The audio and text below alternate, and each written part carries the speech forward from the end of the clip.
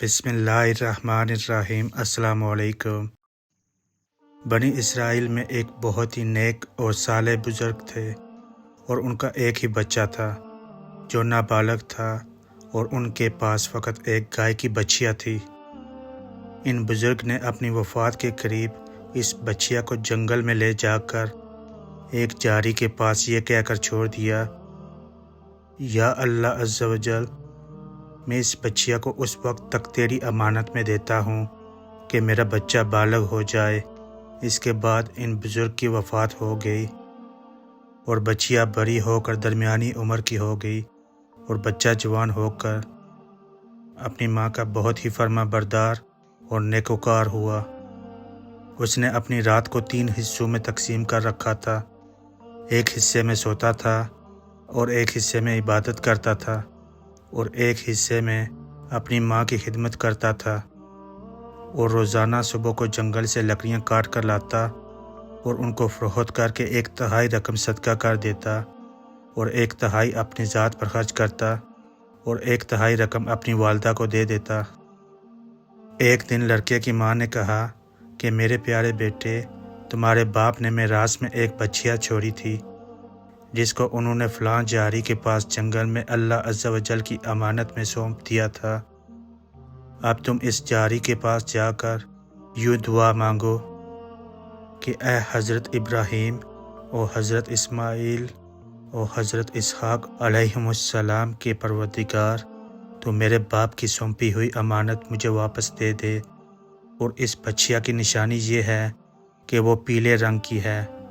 اور اس کی کھال اس طرح چمک رہی ہوگی کہ گویا سورج کی کرنیں اس میں سے نکل رہی ہیں۔ یہ سن کر لڑکا جنگل میں اس جاری کے پاس گیا اور دعا مانگی، تو فوراً ہی وہ گائے دوڑتی ہوئی آ کر اس کے پاس کھڑی ہو گئی، اور یہ اس کو پکڑ کر گھر لایا۔ تو اس کی ماں نے کہا، بیٹا، تم اس گائے کو لے جا کر بازار میں 3 دینار میں فروخت کر ڈالو، لیکن کسی گاہک کو بغیر میرے مشورے کے مت دینا۔ ان دنوں بازار میں گائے کی قیمت 3 دینار ہی تھی۔ بازار میں ایک گاہک آیا جو در حقیقت فرشتہ تھا۔ اس نے کہا کہ میں گائے کی قیمت 3 دینار سے زیادہ دوں گا، مگر تم ماں سے مشورہ کیے بغیر گائے میرے ہاتھ فروخت کر ڈالو۔ لڑکے نے کہا، تم کتنی بھی زیادہ قیمت دو، مگر میں اپنی ماں سے مشورہ کیے بغیر ہرگز اس گائے کو نہیں بیچوں گا۔ لڑکے نے ماں سے سارا ماجرا بیان کیا، تو ماں نے کہا کہ یہ گاہک شاید کوئی فرشتہ ہو، تو اے بیٹا، تم اس سے مشورہ کرو کہ ہم اس گائے کو ابھی فروخت کریں یا نہ کریں۔ چنانچہ اس لڑکے نے بازار میں جب اس گاہک سے مشورہ کیا تو اس نے کہا کہ ابھی تم اس گائے کو نہ فروخت کرو، آئندہ اس گائے کو حضرت موسیٰ علیہ السلام کے لوگ خریدیں گے تو تم اس گائے کے چمڑے میں سونا بھر کر اس کی قیمت طلب کرنا، تو وہ لوگ اتنی ہی قیمت دے کر خریدیں گے۔ چنانچہ چند ہی دنوں بعد بنی اسرائیل کے ایک بہت مالدار آدمی کو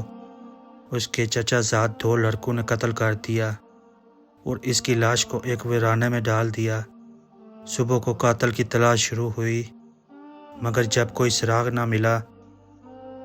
تو کچھ لوگ حضرت موسیٰ علیہ السلام کی خدمت میں حاضر ہوئے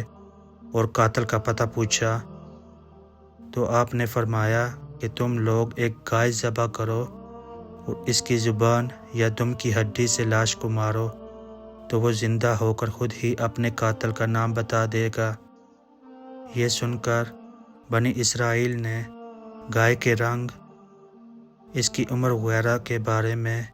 بحث و قریت شروع کر دی، اور بالآخر جب وہ اچھی طرح سمجھ گئے کہ فلاں قسم کی گائے چاہیے تو ایسی گائے کی تلاش شروع کر دی، یہاں تک کہ جب یہ لوگ اس لڑکے کی گائے کے پاس پہنچے تو ہو بہو یہ ایسی ہی گائے تھی جس کی ان لوگوں کو ضرورت تھی۔ چنانچہ ان لوگوں نے گائے کو اس کے چمڑے میں بھر کر سونا اس کی قیمت دے کر خریدا، اور ذبح کر کے اس کی زبان یا دم کی ہڈی سے مقتول کی لاش کو مارا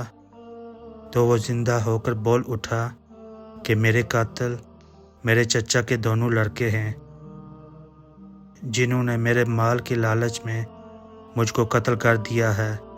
یہ بتا کر پھر وہ مر گیا۔ چنانچہ ان دونوں قاتلوں کو قصاص میں قتل کر دیا گیا، اور مرد صالح کا لڑکا جو اپنی ماں کا فرما بردار تھا کثیر دولت سے مالا مال ہو گیا۔